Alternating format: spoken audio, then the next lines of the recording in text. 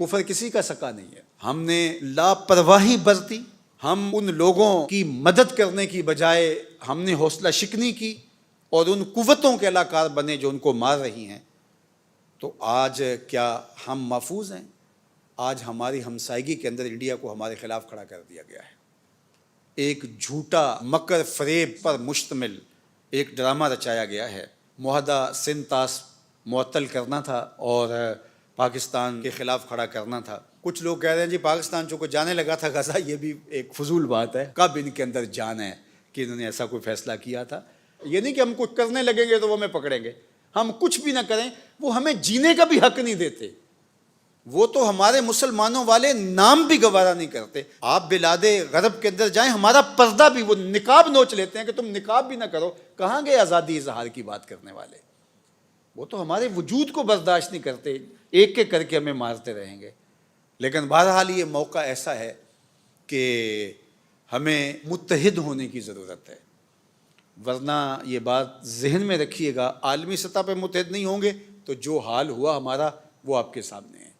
اور اگر ہم ملکی سطح پہ متحد نہیں ہوں گے تو ہم سے کتنی بڑی طاقت ہمارے مقابل کھڑی ہے، اور دنیا کے بڑے بڑے جگادری اور دنیا کے بڑے بڑے بدماش اس کی پشت کے اوپر ہاتھ رکھ کر کے اس کو کہہ رہے ہیں تو دلیر ہو۔ وہ پاکستان کے وجود کو برداشت نہیں کر رہے۔ پاکستان کے وجود کو ہمارے کچھ مسلم ممالک بھی برداشت نہیں کرتے، اس اعتبار سے کہ یہ ترقی کرے۔ وہ چاہتے ہیں یہ محتاج ہی رہے تاکہ ہم سے ٹکڑے لیتا رہے اور ہمارا دست نگر رہے، کیونکہ اس کا قوی ہونا، طاقتور ہو جانا ان کو بھی وارے نہیں ہے۔ دشمن کی تو بات دشمن کی رہی، اور عالمی طاقتوں کی بات نہیں کرتا، وہ تو اس کو ہمیشہ مقروض رکھ کے ذلیل و رسوا کر کے ان سے ہمیشہ اپنے مطالبات منوانے کے چکر میں رہتا ہے۔ اور ہمارا ہمسایہ تو پہلے دن سے ہمیں کبھی اس نے قبول نہیں کیا۔ اندرا گاندھی نے کہا تھا کہ ہم نے دو قومی نظریے کو کب سے اکھاڑ کے پھینک دیا ہے سمندر کے اندر، جب مشرقی پاکستان الگ ہوا تو اس نے کہا ہم نے جنازہ نکال دیا ان کے دو قومی نظریے کا۔ اب یہ بچا کھچا پاکستان، اس کے بھی وہ ٹکڑے بکھرے کرنا چاہتے ہیں، اور پاکستان کے وجود کو پوری دنیا کی کوئی طاقت قبول کرنا نہیں چاہتی۔ اندر سے بھی جوکیں لگی ہیں، نوچ رہی ہیں اس کو۔ پاکستان کے ساتھ جو کچھ ہوا ہے، آپ حیرت زدہ ہو جائے، اتنے جھٹکے دنیا کا کوئی ملک سہ ہی نہیں سکتا، اس کے باوجود بھی یہ اپنے پاؤں پہ کھڑا ہے تو یہ کسی کی نگاہ کا کمال ہے۔ فانوس بن کے جس کی حفاظت ہوا کرے، وہ شمع کیا بجھے جسے روشن خدا کرے۔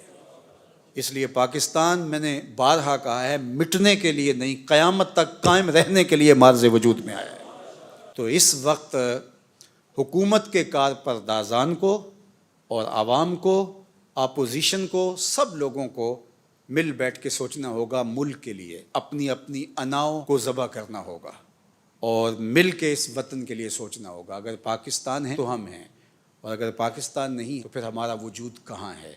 تو اپنی انا کو چھوٹا کریں اور پاکستان کو بڑا مانیں اور مل بیٹھیں۔ اور اس وقت جو حالیہ مسئلہ ہے، دشمن جو ہمیں آنکھیں دکھا رہا ہے، ہم متحد اور متفق ہو کر کے ان کو بتائیں کہ یہ ہمارے داخلی معاملے تھے، تمہارے مقابلے کے اندر ہم سیسا پلائی ہوئی دیوار ہیں، اور اگر پاکستان کی طرف میلی آنکھ سے دیکھا، آنکھ نکال کے رکھ دیں گے۔ اس قوم کے جذبے اور اس قوم کا اس پاکستان کے ساتھ تعلق کی خاطر اور وابستگی کسی سے چھپا ہوا نہیں ہے۔ انشاءاللہ اللہ اس وطن کی حفاظت فرمائے گا۔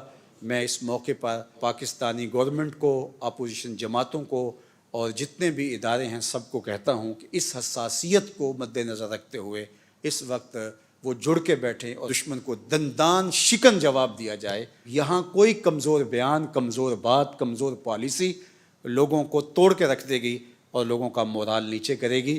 اس وقت ہمیں توانا آواز چاہیے، ہمارے کان یہ آواز سننے کے لیے بے تاب ہے۔ والسلام علیکم ورحمۃ اللہ۔